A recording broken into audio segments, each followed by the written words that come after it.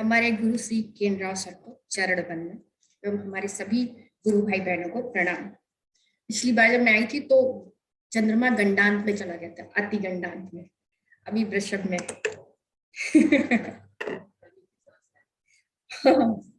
बिल्कुल। कोविड पे मैं एक ही प्रेजेंट कर रही हूँ तो चिंता करने की बात नहीं है, 5 मिनट में खत्म हो जाएगा।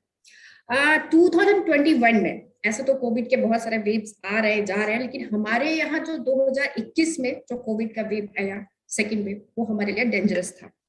कोई भी ऐसी फैमिली नहीं होगी जहां पर इसका प्रभाव ना पड़ा। हमारे गुरु जी के साथ हम लोगों ने इस पे शोध किया था, जिसको अभी मोनिका जी ने बड़ी क्लियरली बताया है। इस चीज को मैं अपने एक कुंडली में, पर्सनल कुंडली है, उस पर दिखाने की कोशिश करूंगी। डेट ऑफ बर्थ है 31 अक्टूबर 1947, 1917, रायबरेली। 17।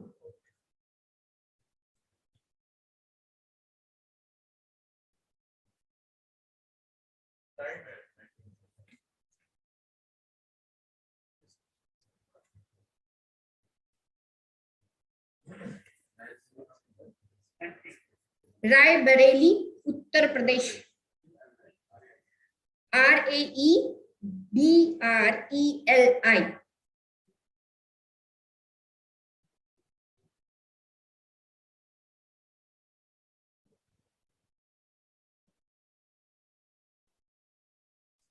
ये IIT खड़गपुर के टॉपर रहे हैं।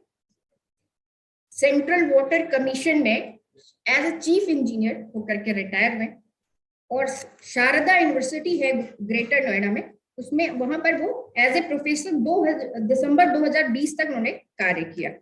ये एक बहुत ही आध्यात्मिक पर्सन थे, और दिसंबर 2020 के बाद से ही इन्होंने अपनी साधना को बहुत अधिक बढ़ा दिया था। इन्होंने एक बार मुझसे कहा था कि मेरी आयु 72 वर्ष से ज्यादा नहीं है, तो मैंने इनसे बड़े हल्के में लिया था और कहा था कि नहीं, आयु तो ब्रह्मा भी नहीं बांचते। होली के बाद अचानक कोविड-19 एकदम से हम लोगों के आ गया था चारों तरफ, तो इनके घर में भी कुछ सदस्यों को कोविड-19 हो गया था। 13 अप्रैल 2021 को इनको फीवर आया। चूंकि घर में कुछ लोगों को कोविड था, तो ये था कि शायद कोविड हो सकता है, इसकी संभावना थी, तो इनका RT-PCR जो टेस्ट था, रिपोर्ट था, वो टेस्ट कराया गया, तो वो पॉजिटिव रिपोर्ट आई। एहतियात के तौर पर, ऐसे ज्यादा कोई इनको प्रॉब्लम नहीं थी, इन्हें शारदा यूनिवर्सिटी के ही मेडिकल कॉलेज में एडमिट करा दिया गया। मरकरी जुपिटर की दशा में। उसके बाद 5 रेमडेसिवियर के इंजेक्शन लगते थे, जिसमें से 4 इनको लग चुके थे, और डेली सभी से घर पे बात होती थी, सुबह शाम को।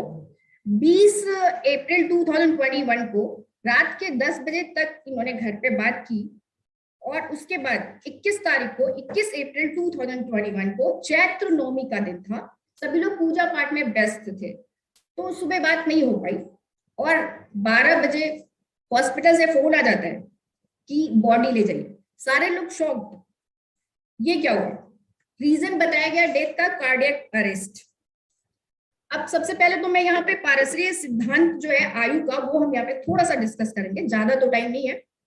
तो यहाँ पे जो इनकी आयु बनती है वो दीर्घ अल्प आयु बनती है, उसको थोड़ा सा हम देख लेंगे, क्योंकि आयु देखने के लिए सबसे पहले हम आयु तो देखेंगे कि कितना है, अल्प आयु है, मध्यम आयु है, या दीर्घ आयु है। दीर्घ आयु में है तो कितनी है, दीर्घ अल्प है, दीर्घ दीर्घ है, या दीर्घ मध्यम है। तो यहाँ पे दीर्घ अल्प बनती है, उसको हम देखते हैं।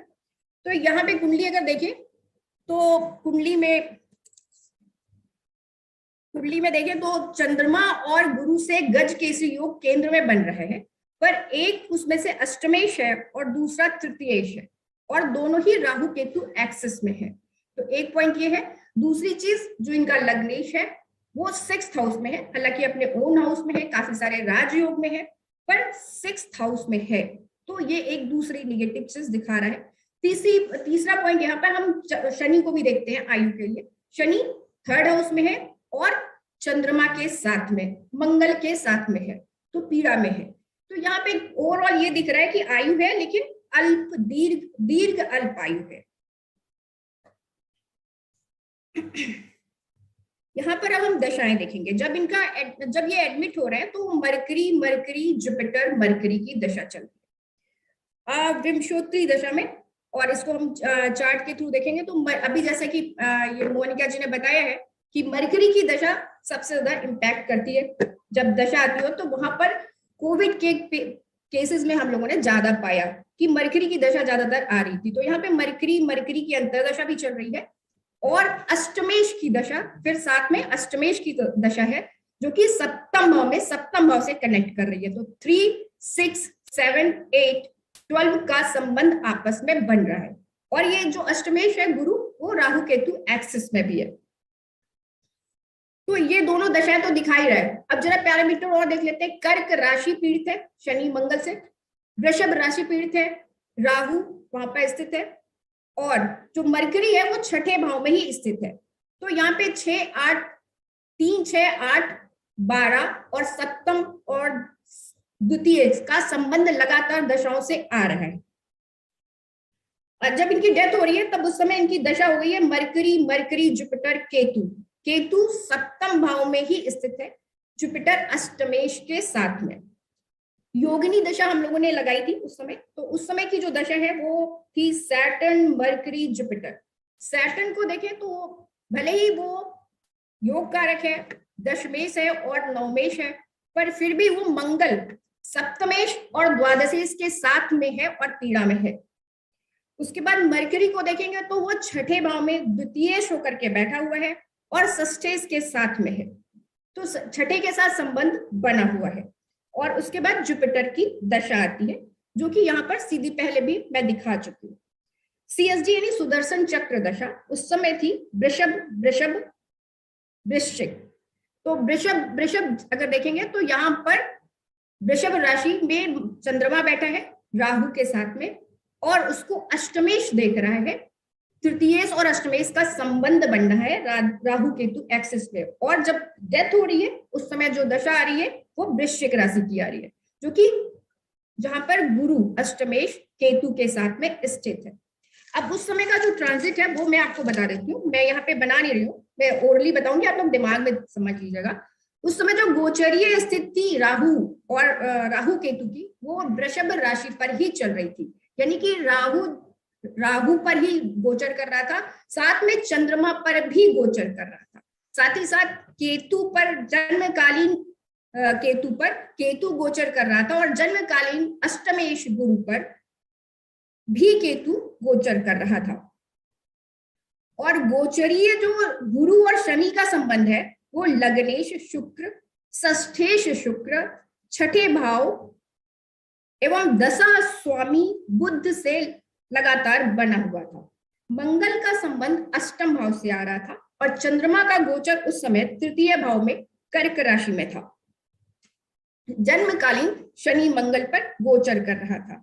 इस प्रकार से अगर आप चार्ट को देखेंगे तो शनि और राहु ने सभी ग्रहों को पकड़ रखा था। ऐसी स्थिति में उनकी डेथ हो जाती है। अब यहाँ बाकी मैंने डिविजनल चार्ट्स नहीं लगाए हैं, समय अभाव है, इतना ही कह के मैं अंत करती हूँ। धन्यवाद।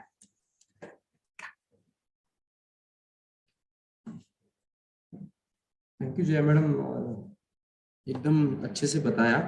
मैं निवेदन करूंगा महेश अत्री पालीवाल जी से, क्लोज डिग्री पर अगर वो कुछ अपने विचार रखना चाहते हैं तो। महेश जी बहुत यंग हैं और ऐसे लोगों की आवश्यकता है।